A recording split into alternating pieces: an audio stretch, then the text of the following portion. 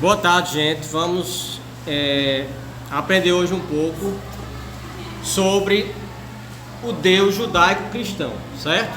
Então a gente vai entender sobre a revelação, a iluminação e a inspiração. São três conceitos que a gente precisa entender sobre o Deus cristão e o relacionamento dele com nós seres humanos, certo? Primeiro a gente vai ter o conceito de revelação. O que é revelação? Os conceitos de revelação, iluminação e inspiração são fundamentais para a compreensão da Bíblia e sua importância no contexto religioso, especialmente no cristianismo. Cada um desses termos refere-se a diferentes aspectos de como a mensagem divina é comunicada e compreendida pelos seres humanos, certo? Como a gente entende a mensagem divina através desses três conceitos? Primeiro, a revelação. A revelação refere-se ao ato pelo qual Deus se dá a conhecer, né? Então, antes Deus estava escondido. Ele estava em secreto, certo? É algo que estava em segredo. Quando se mostra, a gente diz que está revelado. O que é a revelação? Quando você tem um segredo e conta para alguém. Então você revelou o segredo, né? Então veja só. Deus passa a existir na consciência humana a partir do momento em que Ele se revela para nós, né? Então a revelação refere-se ao ato pelo qual Deus se dá a conhecer aos seres humanos. Este conceito é central na teologia cristã, pois pressupõe que Deus, que é transcendente e inacessível, pela simples razão humana, escolhe se revelar de forma direta ou indireta. Então, aqui vocês percebem que há duas formas de Deus se revelar para a humanidade, certo? A primeira é a revelação geral. O que é essa revelação geral? Ninguém está isento de conhecer Deus. Por quê? Na revelação geral, Deus se revela através da natureza, da história e da nossa consciência moral, certo? Toda a humanidade, em qualquer povo, em qualquer língua, em qualquer tribo, em qualquer nação, eles têm uma consciência do que é o certo e do que é o errado. Embora os povos e as comunidades façam leis próprias, façam um acordo entre si para formar leis, o princípio fundamental, o que está por trás dessas leis, é fazer o que é certo em detrimento do que é errado. Percebe? Todos perceberam? Então, essa noção na humanidade, na consciência humana, ela é universal. Todo ser humano busca fazer o que é certo e não fazer o que é errado. Então essa noção já nos revela também Deus, entende? Por conta da universalidade desse processo. Onde foi que o ser humano aprendeu a ser bom e a não ser ruim? Entende? A natureza, a Bíblia diz lá no Salmo 19: os céus proclamam a glória de Deus e o firmamento anuncia as obras de suas mãos. Ou seja, o universo revela Deus. Todo o universo ele é matematicamente organizado. Então, a razão humana, nosso pensamento dedutivo, não admite que o universo tenha saído do nada. Se a Terra fosse 1 grau mais próximo do Sol, tudo seria fogo aqui. Era muito calor, não haveria vida na Terra. Se a Terra fosse 1 grau mais longe do Sol, tudo seria gelo. Também não haveria vida. Então tudo no universo é colocado de forma correta e inequívoca. As estações do ano,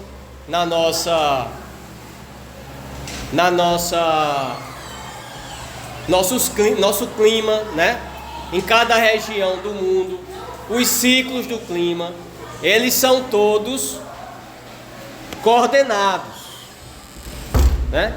Há milhares e milhares de anos, a vida vai se repetindo e as condições no planeta sempre favorecem a vida, né? Então isso já nos leva, como seres racionais, a deduzir a existência de um ser supremo, de uma mente suprema que organizou tudo isso. Entende? Nada surge do nada. E a gente já falou aqui em outras aulas que o conceito de nada a gente, né, não consegue alcançar. Por quê? Porque o que a gente conhece no mundo é tudo que a gente pode perceber. Então o conceito de nada, ele é um conceito totalmente nadístico, ou seja, vazio de conhecimento. Ele é um conceito solto na razão. Percebe? Então veja só, a revelação ela é dada de forma geral e também de forma específica. Quando foi que Deus se revelou de forma específica para nós? Na Bíblia, né? Nos escritos judaicos e neotestamentários, e também na pessoa de Jesus Cristo. Quem é cristão acredita que Deus se revela aos seres humanos através de Jesus, né? Jesus é uma parte da divindade que veio à terra e se tornou carne. Vocês conhecem a história. Veio da Virgem Maria, né? Cresceu, pregou o reino de Deus, foi crucificado, morto e ao terceiro dia ressurgiu, né? É assim que acreditam os cristãos. E uma coisa importante, né? Jesus veio não só revelar a existência de um Deus, mas um plano total para a salvação dos seres humanos, né? Por que salvação? Porque lá no Éden, Adão e Eva desobedeceu a Deus, comendo do fruto lá que Deus disse que não comesse daquela árvore. Aquele ato foi um ato de rebeldia contra Deus. A partir disso Deus, né, se afastou da humanidade. Então apenas com a vinda de Jesus Cristo, a sua morte e crucificação por nossos pecados, é que nós tivemos a reconciliação com Deus. Então somente aquele que aceita pela fé Jesus Cristo e essa mensagem é que pode voltar a ser amigo de Deus. Percebe? Tudo entendido até aí? Entenderam o conceito de revelação geral e específica? Depois vem o conceito de inspiração. O que é inspiração? Principalmente no ato da escrita da Bíblia, certo? Deus não chegou nos autores e falou, não, no ouvido deles, não foi assim. Foi um momento de inspiração. É como alguém que se inspira para fazer uma música, né? Se inspira na pessoa amada, outro se inspira, né, talvez na natureza para fazer uma poesia, não é assim? O poeta não fala da lua, né, dos astros, das estrelas, não é isso? Então, da mesma forma, os autores bíblicos, que foram mais ou menos 40 autores, num período de 1500 anos, que escreveram a Bíblia, certo? Eles também foram inspirados por Deus para escrever, certo? A Bíblia tem problemas e tal. Não, a parte divina da Bíblia não existe problema, mas existe a parte humana também, né? Então a gente tem que entender que Deus fez uma parceria com o ser humano para nos deixar as Escrituras, a Bíblia Sagrada. Então foram momentos de inspiração em que Deus contou também com a atitude e a ação humana e a visão humana dos atos de Deus, certo? Então, o que é a Bíblia senão um relato das experiências dos nossos antepassados com Deus, e nos deixaram ali escritos em momentos de inspiração. E quando é que acontece a iluminação? Primeiro Deus se revela, essa revelação é inspirada para ser escrita e relatada para a humanidade, e depois alguém precisa falar essas coisas que foram escritas. Então, a partir do momento que o mensageiro da palavra de Deus, seja ele um sacerdote, um padre, um pastor, né, um missionário, você, qualquer pessoa que vai falar da Bíblia e de Deus, ele vai receber uma iluminação, certo? Da mesma forma que você vai explicar qualquer texto. O que é que você entendeu? Quando você vai explicar um texto, você vai ter aquela lucidez, né, aquela iluminação dos seus próprios conhecimentos, para poder passar para os outros, né? Da mesma forma, a mensagem bíblica, ela é iluminada para poder ser transmitida.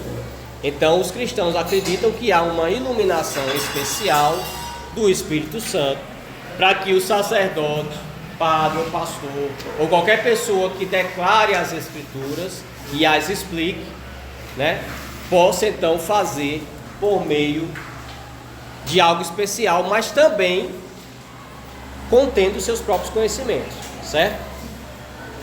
Se você não entende de ciência ou de teologia, claro que você não vai falar tudo que você não conhece. Pode acontecer remotamente, mas Deus vai usar as pessoas de acordo com o conhecimento de cada um que cada um tem, ok? Alguma dúvida até aí, gente?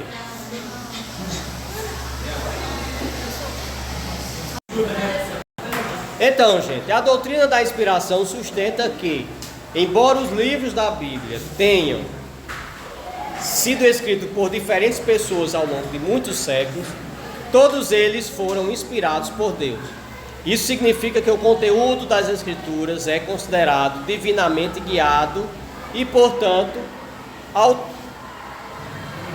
autoritativo e infalível, certo? Primeiro, a inspiração ela é verbal, sugere que cada palavra da Bíblia foi inspirada por Deus. Segundo essa visão, Deus dirigiu não apenas as ideias gerais, mas também as palavras específicas usadas pelos autores bíblicos, né? Então existe a visão de que a ideia de que a inspiração ela foi total, né? Totalmente verbal, que Deus ditou para os escritores cada palavra. Segundo, que a inspiração ela foi plenária, afirma que toda a Bíblia é igualmente inspirada e não apenas parte dela. Isso inclui tanto os aspectos históricos quanto os doutrinários e morais nas Escrituras. 3. Afirma que a inspiração é dinâmica, envolve a cooperação entre o Espírito Santo e os autores humanos, permitindo que sua personalidade e estilos literários fossem preservados ao mesmo tempo em que garantiam que a mensagem divina fosse transmitida com precisão. O que é que vocês acham? Vocês acham que a Bíblia foi inspirada, ditada por Deus, palavra por palavra, que a Bíblia contém 100% a palavra de Deus, ou você acredita que a Bíblia foi inspirada apenas em partes? Ou você acredita que as duas coisas?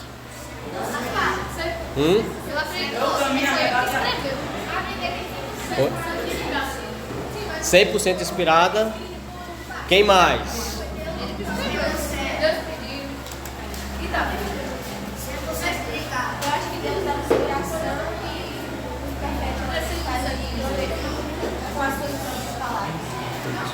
A gente pode tirar um exemplo assim. Quando o profeta disse, e Deus disse, dois pontos. Isso que o profeta disse, e Deus disse, foi Deus que disse. O que é que a gente aprende? Depois de dois pontos vem o quê? Né? Abre aspas e vai ter uma citação de alguém, não é isso? Quem escreveu e Deus disse foi quem? Deus ou o profeta? O profeta, né? Sim, Deus inspirou o profeta, mas quando o profeta está falando por ele, né? Muita coisa não foi Deus que disse. Você não pode retirar a parte humana das escrituras, né? Até porque quem escreve são os seres humanos. Mas isso é a opinião, né, de uma linha. Você pode sim acreditar que Deus ditou e inspirou toda a Bíblia, entende? Por exemplo, nós temos lá uma parte que Paulo diz assim: não tenho mandamento do Senhor, mas vou falar o que eu penso, vou dar a minha opinião, entende? Então vai ter muito, na minha compreensão, tá certo? Você pode discordar, mas vai ter muita coisa na Bíblia que foi também o ser humano que escreveu. A gente não pode ser inocente quanto a isso. Ali vai ter a cultura da pessoa envolvida, vai ter toda a tradição que ela seguia, entende? Pode haver divergência entre os autores? Pode, por que não? São autores diferentes, pessoas diferentes. Isso não invalida a mensagem total da Bíblia, das Escrituras, que é em revelar Deus e Jesus Cristo, né? Embora, por exemplo, você pode ter um texto de Machado de Assis e cada um aqui pode ter uma ideia diferente daquele texto, né? E escrever. Daqui a 10 anos, outra turma vai ter outras ideias sobre aquele texto de Machado de Assis, entende? Mas não quer dizer que por conta disso seja inválido, né? Então há uma linha que acredita que é um complemento, né? Cada autor foi complementando a mensagem bíblica, certo? Em resumo, os conceitos de revelação, iluminação e inspiração são interrelacionados e essenciais para a compreensão da Bíblia como a palavra de Deus. A revelação refere-se ao ato de Deus de comunicar com a humanidade. A iluminação é um processo pelo qual essa mensagem é compreendida e aplicada pelos crentes, e a inspiração é o meio pelo qual a mensagem divina foi registrada nas Escrituras. Alguém tem alguma dúvida aí? Tudo ok? Beleza, então vamos ficar por aqui nessa explicação, tá certo?